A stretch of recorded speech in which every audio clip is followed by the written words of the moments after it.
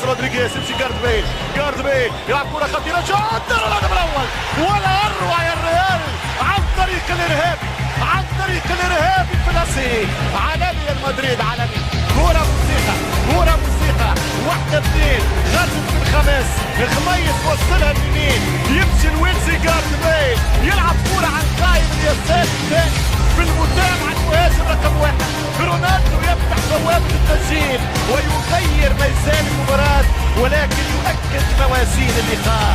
الريال اقوى، اشبيليا سيفتقد كما يكون كتب في اخر ميركاتو في اخر 8 ما هو شيء ما ماشي الاسعاد البدني. رونالدو السجل الثاني كريستيانو رونالدو عاد لكم ريال مدريد.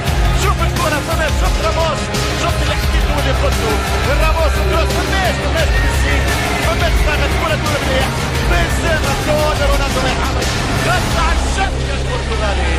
الهدف الثاني الريال والكاس